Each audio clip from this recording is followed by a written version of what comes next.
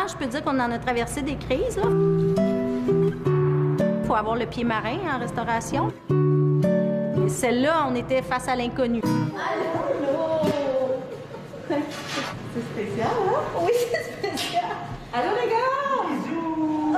Un retour ému et une reprise timide.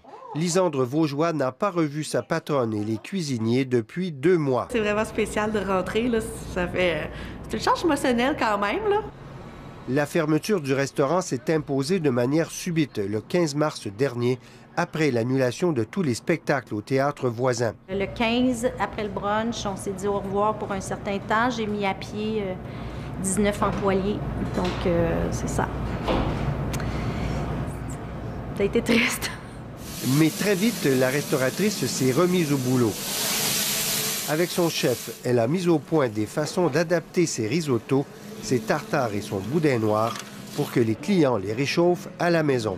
C'est beaucoup d'essais-erreurs. On fait des tests, on essaie des choses, on se fie aussi aux commentaires qu'on reçoit des clients. Puis c'est de développer le nouveau côté de la restauration qu'on ne connaissait pas encore. Dans la première semaine de mai, la petite équipe a réussi à vendre près du tiers des plats qu'elle sert normalement sur place, ce qui a entraîné le retour d'un deuxième cuisinier et l'arrivée ce matin-là de Lisandre, la serveuse, pour prendre en charge les commandes par téléphone et par Internet. Quand on prend les commandes, c'est vraiment important de prendre notre temps. 14 % des restaurateurs indépendants du Canada n'ont pas pu payer leur loyer en avril. 7 sur 10 se demandent s'ils vont y arriver en mai. Annick Baudouin s'en sort mieux. Elle a pu s'entendre avec le propriétaire de son immeuble. Là, pour l'instant, on ne parle pas de rentabilité, on parle vraiment d'arriver à ce qu'on appelle le break-even. C'est vraiment de maintenir le paquebot là, qui s'enligne à la bonne place. Ça fait longtemps qu'il est fermé, le Louis. Là, on est très content qu'il ait ouvert ses portes. Là. Une fois par semaine, je m'en allais au Louis manger ma poutine. Fait que là, je suis bien contente que ça réouvre.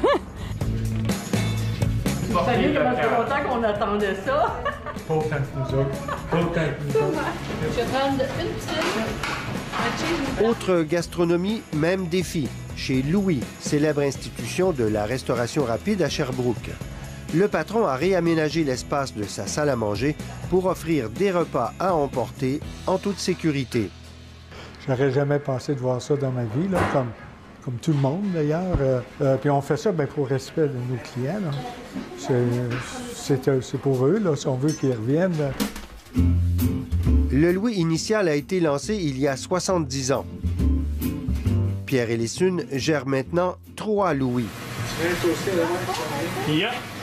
La fermeture de ces restos en mars l'a forcé à licencier 130 employés.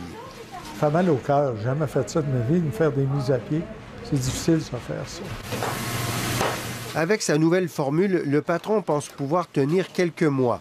Une quarantaine d'employés ont recommencé à s'activer autour des plaques de cuisson et des friteuses. On voit une lueur au bout du tunnel et la lumière n'est pas forte. Quand je vais porter le sac là, dans le coffre de la voiture puis que je croise les yeux d'une cliente ou d'un client que je connais, là, puis qu'on est comme content de se voir, là, ça fait du bien. Complet? Complet! Oui, merci. Merci, bon appétit! Ça va faire plaisir à ma mère pour sa fête.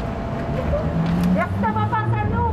Pour répondre aux normes de distanciation, Annick Baudouin songe maintenant à transformer sa salle à manger et offrir à ses clients une nouvelle expérience esthétique quand viendra le déconfinement.